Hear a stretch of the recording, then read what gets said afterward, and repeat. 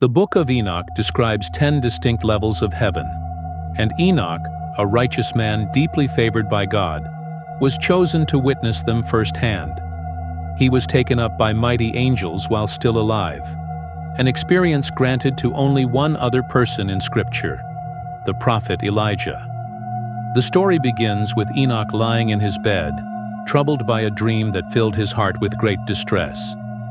As he wept in his sleep, unsure of what the vision meant, he opened his eyes and was startled to find two radiant beings standing before him. Their appearance was unlike anything he had ever seen on earth. Their faces shone like the sun, their eyes blazed like torches, and from their mouths came forth fire. Their garments shimmered with celestial beauty. Their wings glistened brighter than gold, and their hands were whiter than snow. They stood at the head of his bed and called him by name. Trembling, Enoch bowed before them. His face changed with fear. But the beings reassured him, saying, "Be brave, Enoch. Do not fear. The eternal God has sent us to you. Today, you will ascend with us to heaven." As they lifted him up on their wings, they carried him beyond the clouds, and he beheld wonders beyond human imagination. The air above was thinner, and higher still was the bright ether. He was placed in the first heaven, where he saw a vast ocean far greater than any sea on earth. It was the waters above the firmament, a concept found in Genesis 1:7, where God separated the waters below from the waters above.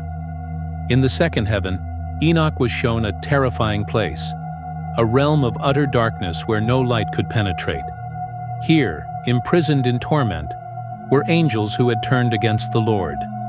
These were the Watchers, those who had disobeyed God's commandments and followed their rebellious prince. They were held under restraint, awaiting their judgment. When Enoch asked why they suffered unceasingly, the angels who accompanied him replied, "These are those who plotted in rebellion and turned away from the Lord. They are held in chains in anticipation of their final punishment." From there, Enoch was taken to the third heaven, a place that presented a striking contrast. In one region, he beheld a paradise prepared for the righteous, a garden of unimaginable beauty. Trees bore ripe fruit in full blossom, emitting fragrances that delighted the senses. Rivers of honey, milk, oil, and wine flowed through the land, dividing into 4 branches and circulating quietly throughout the paradise of Edom. In the center stood the tree of life, whose roots touched the earth and whose appearance was a brilliant crimson with a form like fire. This is where the Lord rests when he enters paradise. The angels explained to Enoch that this place had been prepared as an eternal inheritance for those who lived righteously on earth, those who endured calamities, gave to the hungry, clothed the naked, helped the injured and the orphaned, turned away from injustice, judged with righteousness, and worshiped the Lord alone. But in the northern region of the same heaven, Enoch witnessed a terrifying domain. This place was filled with black fire and torments. No light existed here, and in the distance, a river of fire blazed endlessly. Enoch recognized this as a mirror of hell, prepared for those who had rejected God. The angel revealed that the inhabitants of this realm were those who practiced witchcraft, enchantments, divinations, and trafficked with demons. Those who took pride in their evil deeds, stealing, lying, killing, and exploiting the poor. Those who refused to help the needy, who starved the hungry when they had food to give, and who stripped the last garments from the naked. Those who bowed to lifeless idols made by human hands, worshiping false gods with no soul or awareness. For all of them, this place of punishment had been prepared. Then Enoch was taken to the fourth heaven. Here he saw the great lights of the cosmos, the movements of the sun and moon, and the cycle of stars. He was shown the path of the sun, whose light was 7 times brighter than that of the moon. The sun moved like a chariot on wheels, its motion ceaseless, powered by the breath of God. It traveled at incredible speed, escorted by great stars, 4 on the right and 4 on the left, each leading 1,000 others.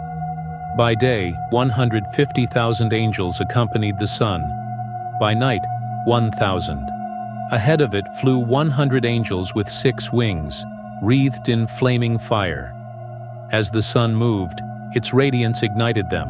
In the 5th heaven, Enoch met the Watchers, the Grigori. Though once glorious, these angels had fallen from grace. They appeared like men, but much larger. These were the beings who took human women as wives, giving birth to the Nephilim, giants who corrupted the earth with violence and sin. The union between angels and humans was strictly forbidden, and their rebellion marked the beginning of great suffering for mankind. Their punishment was severe, and they were confined to this level, mourning their fate and the destruction they had caused.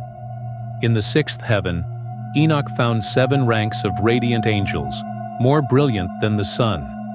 Their role was to observe the cosmos, chart the movements of stars, monitor the behavior of humans, and compose divine songs of praise. These angels were meticulous, studying the heavenly order and ensuring God's will was upheld. They were the archangels, ruling over countless others and executing divine instructions with perfect precision. The 7th heaven overwhelmed Enoch with fear.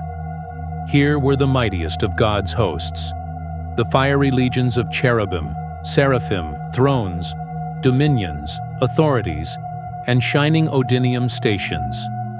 Their presence was so powerful and majestic that Enoch collapsed in terror. The angels who had guided him thus far left, and God sent Archangel Gabriel to continue leading Enoch through the remaining heavens. The 8th heaven, known in Hebrew as Muzaloth, was the domain of the changing seasons, dry and wet, and the guardianship of the 12 zodiac signs. It floated above the 7th heaven, governing the order of time and cycles. The 9th heaven, called Kokavim, housed the celestial lodgings of the constellations. Here the great star formations and cosmic patterns were maintained, spinning in perfect harmony under divine supervision. Finally, Enoch reached the 10th and highest heaven, the dwelling place of God himself. The sight of God's face was indescribable. It glowed like iron pulled from a blazing furnace, radiating sparks of unspeakable majesty and overwhelming fear. Yet his presence also emanated infinite power, wisdom, and righteousness.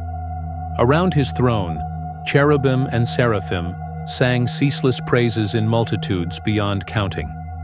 Because Enoch was still clothed in mortal flesh, he could not remain in God's presence.